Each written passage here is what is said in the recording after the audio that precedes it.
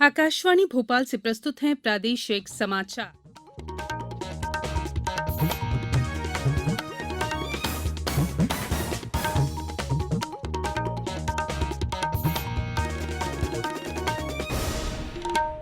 नमस्कार, समाचारों के साथ मैं संयुक्ता बैनर्जी। पहले मुख्य समाचार। राष्ट्रीय राजमार्गों के लिए दिसंबर तक प्रदेश को 50,000 करोड़ रुपए प्रदान किए जाएंगे। स्कूल शिक्षा विभाग का अनुगूंज कार्यक्रम आज से और दूसरे टी20 क्रिकेट मैच में भारत ने इंग्लैंड को 7 विकेट से हराया। अब समाचार विस्तार से।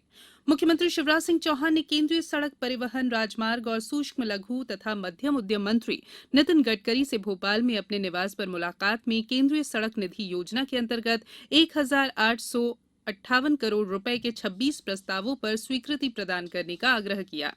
मुख्यमंत्री श्री चौहान ने अटल प्रोग्रेस वे की डीपीआर शीघ्र तैयार कराने और बम्हीटा से खजुराहो राष्ट्रीय राजमार्ग को 4 लेन में उन्नयन करने की स्वीकृति प्रदान करने का भी आग्रह किया। केंद्रीय सड़क परिवहन राजमार्ग मंत्री श्री गडकरी ने बताया कि भारतमाला परियोजना के अंतर्गत राष्ट्रीय राजमार्ग के लिए इस वर्ष दिसंबर तक मध्यप्रदेश को 50,000 करोड़ रुपए प्रदान करने की कार्य योजना है। उन्होंने राष्ट्रीय राजमार्गों के निर्माण और उन्नयन तथा अन्य सड़कों के निर्माण की स्वीकृतियां प्रदान कर परियोजनाओं को समय सीमा में पूरा कराने का आश्वासन भी दिया। राजधानी में ही आयोजित एक अन्य कार्यक्रम में केंद्रीय मंत्री नितिन गडकरी और मुख्यमंत्री शिवराज सिंह चौहान ने आरसीपीवी नरहोन्ना प्रशासनिक अकादमी में आत्मनिर्भर भारत के लिए एक प्रदर्शनी और सम्मेलन सहित 3 दिवसीय सार्थक एडू विजन कार्यक्रम का उद्घाटन किया। पेश है एक रिपोर्ट। उद्घाटन सत्र को संबोधित करते हुए केंद्रीय मंत्री ने कहा कि आत्मनिर्भर भारत के लिए हमें कम से कम 50 वर्षों के विजन यानी दृष्टिकोण की जरूरत है। उन्होंने कहा कि शिक्षा का प्राथमिक उद्देश्य आजीविका पैदा करना होगा, लेकिन कुशल मानव संसाधन के बिना इसे पूरा नहीं किया जा सकता है। केंद्रीय मंत्री नितिन गडकरी ने यह भी कहा कि जहां चाह है वहां राह है और जहां चाह नहीं है वहां सर्वे, बहस जैसी तमाम चीजें सामने आती है। इसलिए इच्छा शक्ति के साथ एक दृष्टिकोण होना आवश्यक है और इससे आत्मनिर्भर भारत का मार्ग प्रशस्त होगा। वहीं मुख्यमंत्री शिवराज सिंह चौहान ने कहा कि कई महान लोगों ने मानवता निर्माण में शिक्षा की आवश्यकता पर जोर दिया है। इस प्रकार शिक्षा का उद्देश्य किसी व्यक्ति को बेहतर मानव बनाना है। उन्होंने ये भी कहा कि नई शिक्षा नीति इस तरह की शिक्षा प्रणाली के निर्माण में काफी मदद करेगी।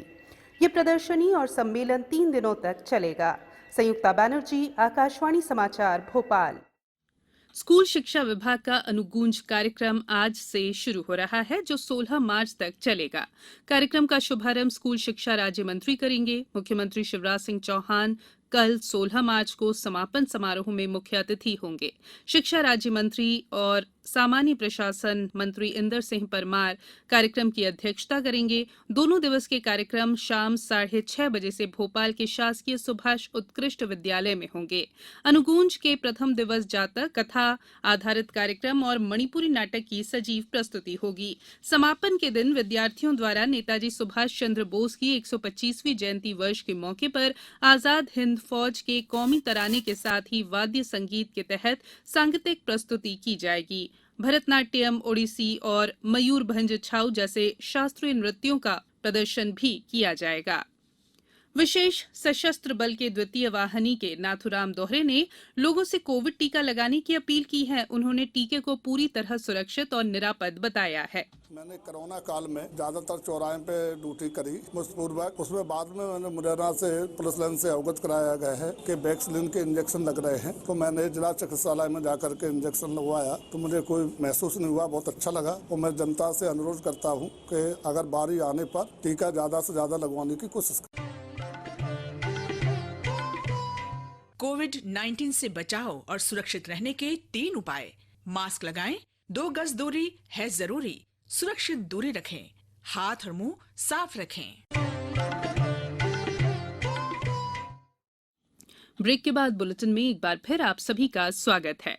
संसद के दोनों सदनों की कार्यवाही 4 दिन के अवकाश के बाद आज से शुरू होगी। विदेश मंत्री एस जयशंकर कोविड की स्थिति में विदेशों में रह रहे भारतीयों, अनिवासी भारतीयों और भारतीय मूल के लोगों के कल्याण के लिए हाल के उपायों पर संसद के दोनों सदनों में बयान देंगे।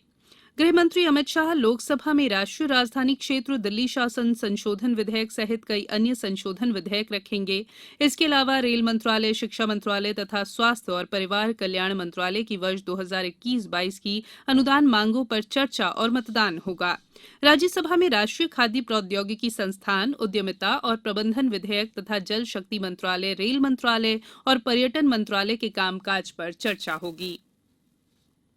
अहमदाबाद में भारत ने कल रात दूसरे T20 अंतर्राष्ट्रीय क्रिकेट मैच में इंग्लैंड को 7 विकेट से हराकर 5 मैचों की श्रृंखला में 1-1 से बराबरी कर ली है।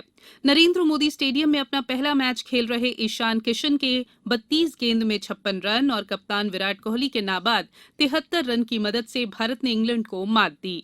इन दोनों के बीच दूसरे विकेट के लिए 94 रनों की साझेदारी हुई। ईशान किशन को प्लेयर ऑफ द मैच घोषित किया गया। इससे पहले भारत ने टॉस जीतकर पहले गेंदबाजी का फैसला लिया। इंग्लैंड ने जेसन रॉय के 35 गेंद पर 46 रन की मदद से 6 विकेट पर 164 रन बनाए। भारत की ओर से वॉशिंगटन सुंदर और शार्दुल ठाकुर ने 2-2 विकेट हासिल किए। जवाब में भारत ने 165 रन का लक्ष्य 18वें ओवर में प्राप्त कर लिया। इंग्लैंड की ओर से सैम कुरन, क्रिस जॉर्डन और आदिल रशीद ने 1-1 विकेट हासिल किए।